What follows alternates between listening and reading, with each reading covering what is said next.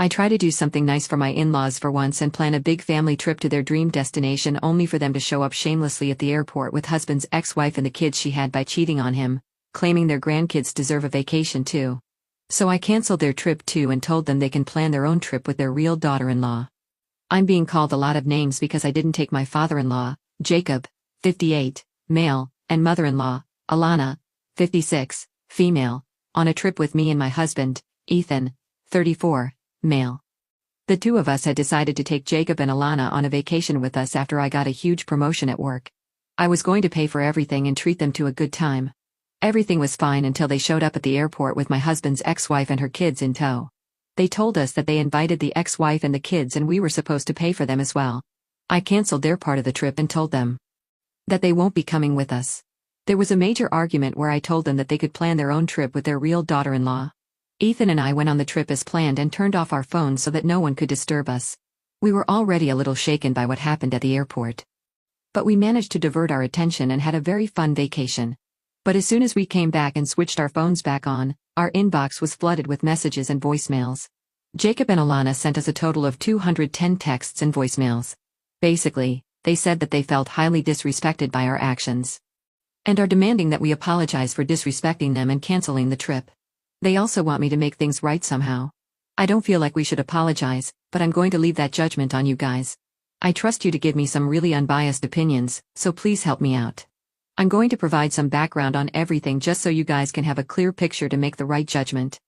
So my husband has been married once before me. He married his college sweetheart Gina, 34, female, at 24, and they stayed married for the next 3 years. After that, the marriage broke down because Ethan found out that Gina had been cheating on him. Cheating is a hard boundary for Ethan, so he left as soon as he could.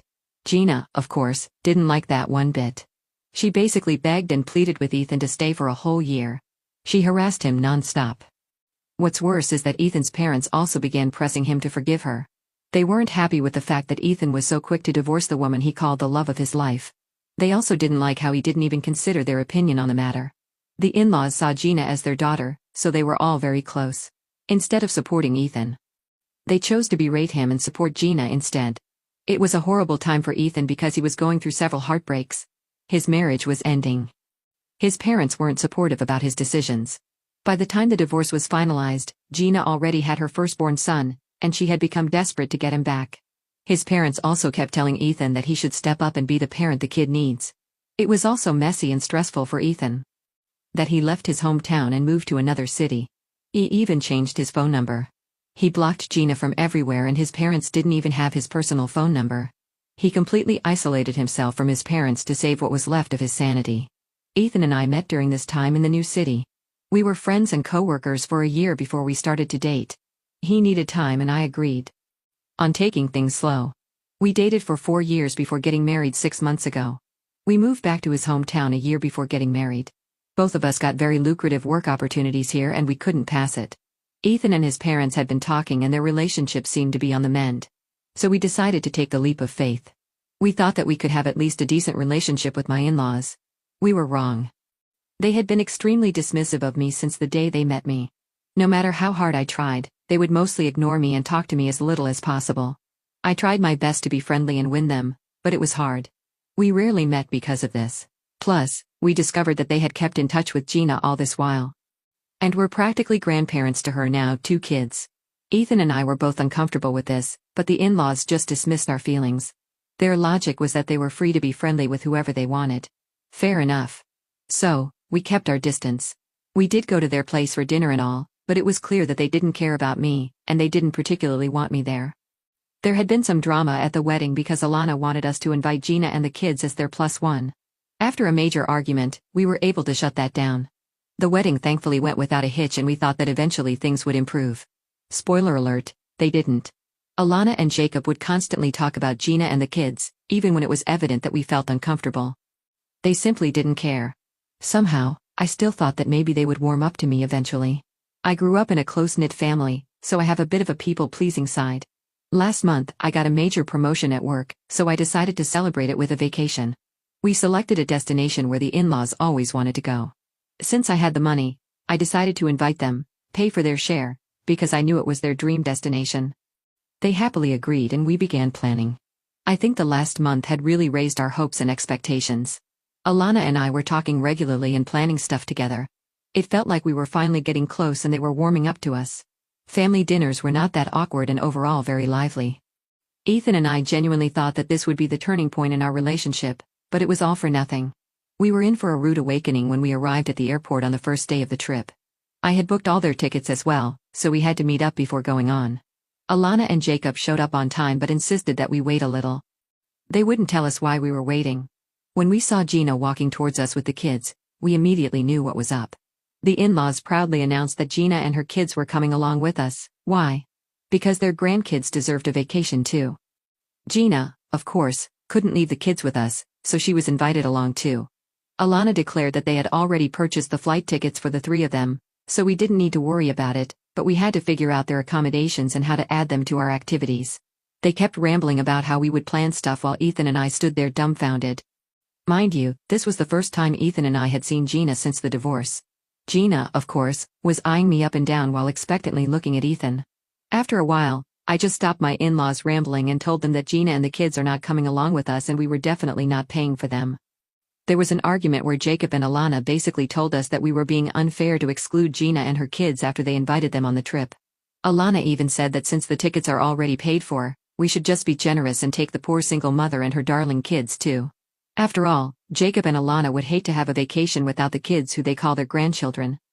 We argued for a while, but it was leading nowhere.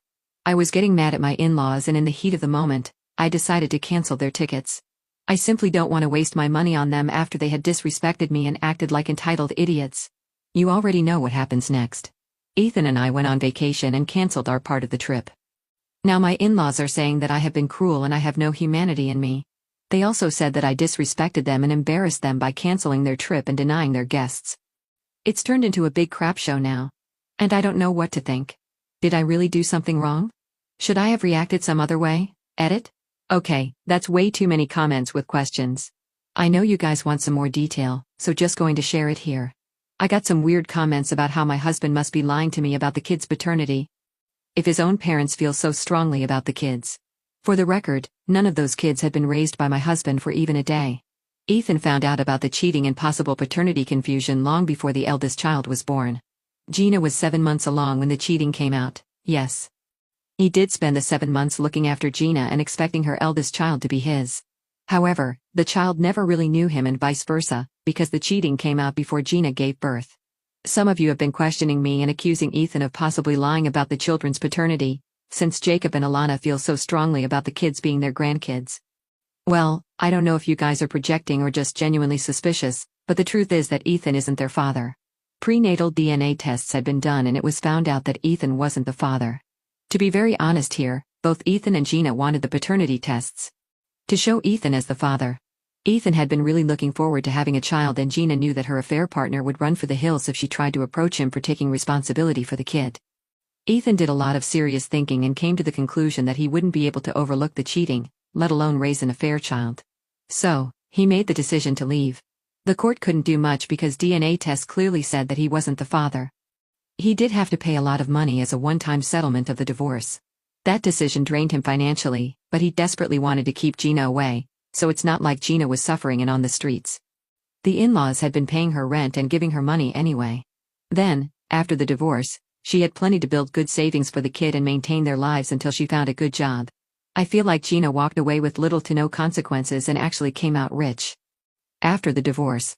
As for her second child, well, Ethan had been long divorced from her and hadn't even visited his hometown in 2 years around the time she got pregnant. So no, none of the kids belonged to him. Jacob and Alana call them their grandkids because they are delusional. At this point though, I feel like they truly are my in-laws' grandkids because Gina has clearly more value in their eyes than their own son. Update 1. I got some really valuable insights from the comments and I honestly didn't think that so many of you would chime in and offer your 2 cents. 100 comments on my post have been sort of surprising for me. I am glad that this post didn't go too viral though. I don't really want this floating around. I did use fake names and all, but I really don't want people to find out who we are. It's not like I have anything to hide. It's just that I don't want the kids to somehow suffer because I decided to vent to internet strangers. Contrary to what some of you think. I do have compassion for the kids. None of this is their fault.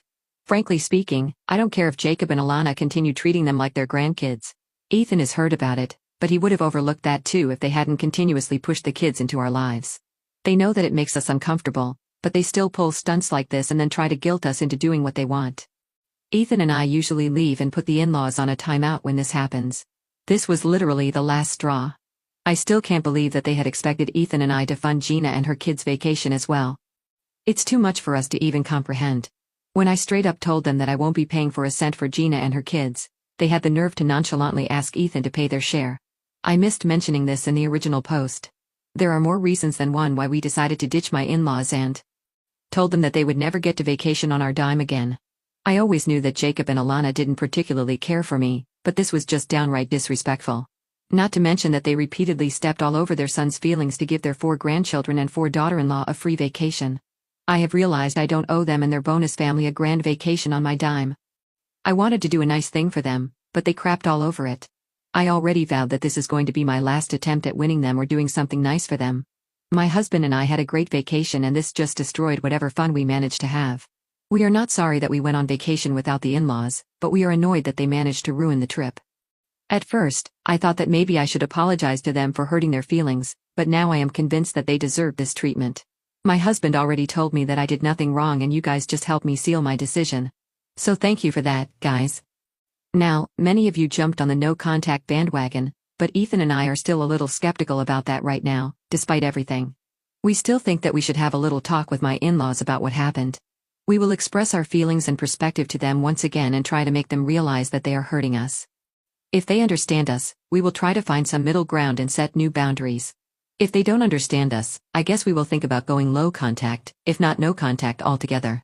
I know you guys may be a little frustrated at this, but it's what we think is best right now. I will make an update after having this talk and tell you guys what happened. I may need some advice, so I will shamelessly come back here for help. Update 2. We went to talk to my in-laws and it didn't go well at all. Ethan and I thought that we should have a little sit down and tell them about our feelings and disappointment. Jacob and Alana heard what we had to say, but unfortunately, they weren't interested in what we had to say. Jacob and Alana had other plans. They started telling us what they wanted us to do. More specifically, what they wanted Ethan to do. They wanted Ethan to leave me and get with Gina again. She's a poor single mother and her innocent kids are suffering without a father figure in their lives. Ethan needs to think about them and give Gina another chance. Apparently, Gina has changed and really loves Ethan, so she is willing to do anything for him. The in-laws have never stopped considering her a daughter, so things would just be so much better if Ethan just did what is best for everyone here, and that is marrying Gina again. Some of you really called it. They want Ethan to take Gina back and be the kid's father. My in-laws are just something else. They have absolutely no regard for their son and his feelings. I'm not even going to get into my feelings and boundaries because they clearly never cared for me. I was right in telling them that Gina is their real daughter-in-law because that's the reality after all. I don't know why my in-laws had been so offended by me since they literally do consider Gina the real daughter-in-law. I am literally shaking my head as I type this out. My husband and I had gone above and beyond to overlook whatever boundaries the in-laws had crossed so far. We even went over to their house to try and talk this out. Both of us felt extremely disrespected at the airport, but we still wanted to give them a chance to apologize and understand our perspective. We were clearly expecting way too much from them. The in-laws haven't been able to move on from my husband's first marriage. I was extremely mad when they asked Ethan to get back with his ex. But I think Ethan is the one who has been affected worst by this.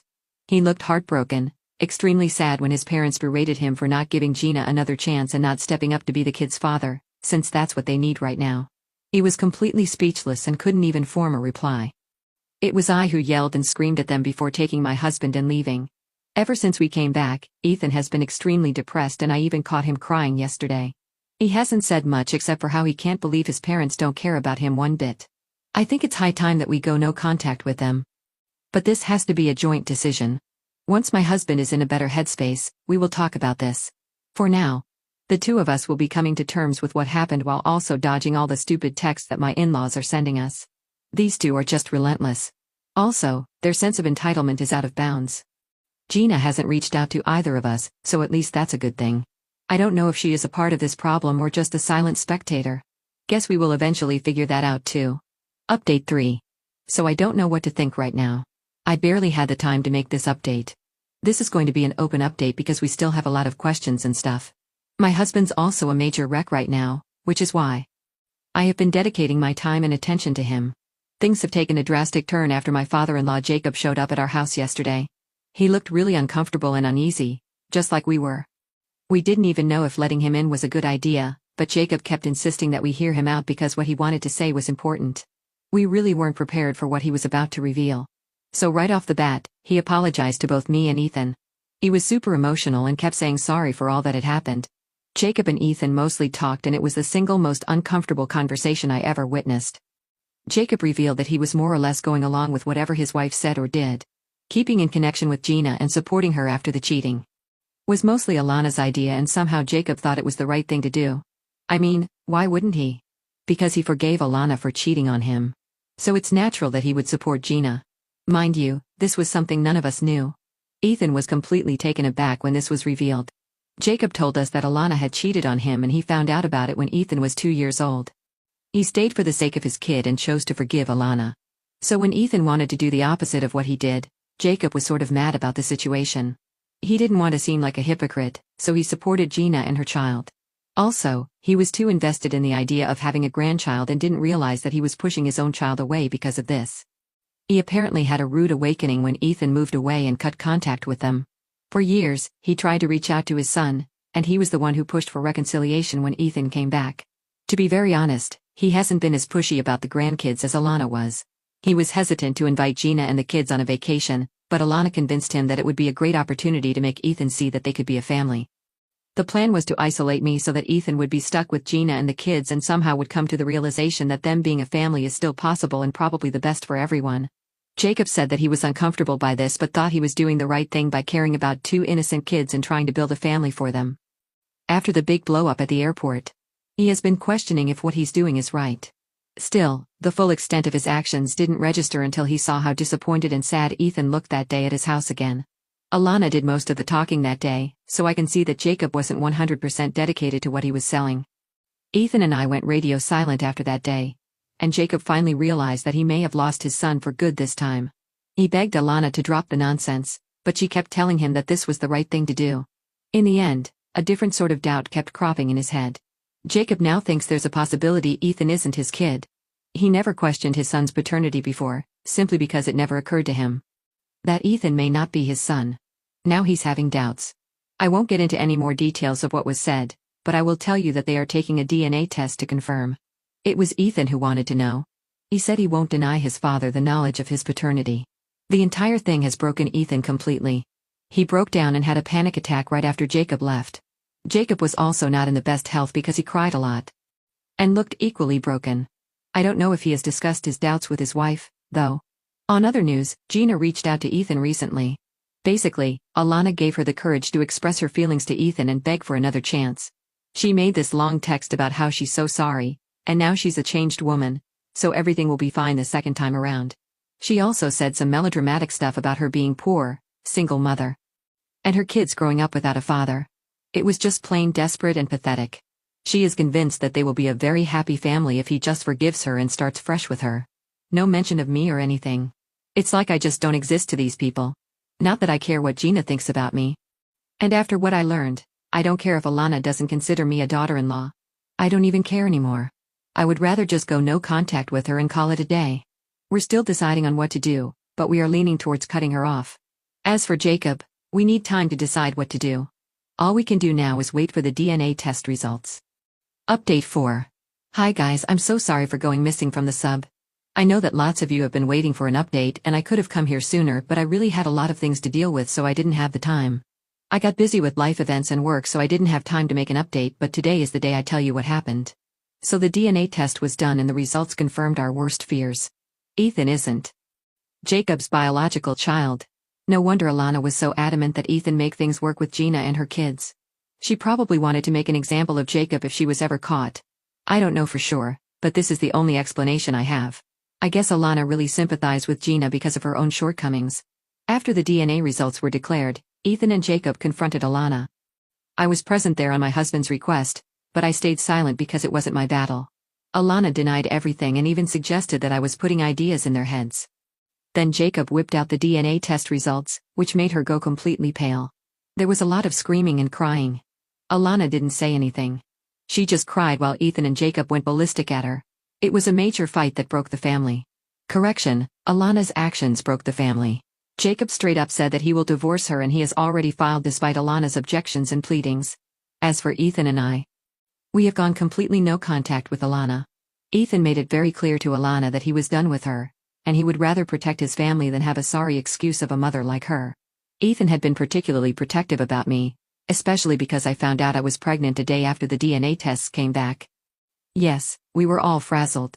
But Ethan said that the news really changed him. He realized that instead of lamenting over his mother's actions, he needed to stand up for himself and his family. He said he simply cannot imagine doing to his kid what his mother did to him. He got a better perspective of the situation, which helped him stand up for himself. We are now completely no contact with Alana. She hasn't taken this well at all. By the way, Alana's pretending that the paternity thing isn't a big deal and Ethan should just forget about the DNA tests. We let her ramble until we blocked her. She realized pretty soon that she just couldn't manipulate us anymore. So she changed her tune fast, especially after she found out about the pregnancy. And now she's vowing to cut contact with Gina and her kids. I really feel bad for the kids. They definitely didn't deserve this. Gina is another story. She showed up at our house screaming and crying about how she had already told her kids that Ethan was going to be their dad and now she didn't know what to do. She tried to pin the blame on us and say that we were being cruel and unreasonable. The woman is just as delusional as my mother-in-law. Anyway, we sent her on her way and clearly told her that we will press charges for harassment. And call the cops on her if we see her contacting us or coming near us. She tried harassing us for a few days but eventually gave up. I don't have any information on her right now. Alana did try to get family members to change our minds and make us forgive her. But when we started to tell them what she actually did, we learned that Alana had been feeding them lies about why we cut her off. As soon as the news of the divorce became public, people backed off and even apologized for not hearing all sides and making rash judgments. We have chosen to forgive them, but are maintaining some distance. The same goes for Jacob. No matter what, Ethan and I simply cannot ignore the way he has also overlooked our feelings. Jacob has already apologized to us and is making amends. Jacob also told Ethan that he is his son since he raised him. The two of them occasionally talk, and Jacob is going to have access to his grandchild. But we are still going to maintain some boundaries and take time to fully forgive Jacob. On many of your recommendations, Ethan joined therapy to deal with everything that happened. We also joined couples counseling just for good measure. Ethan is doing much better now that he has help. The two of us are now putting this all behind us and concentrating on the new member who is about to come into our lives. I hope you will wish us well. This is going to be the last update.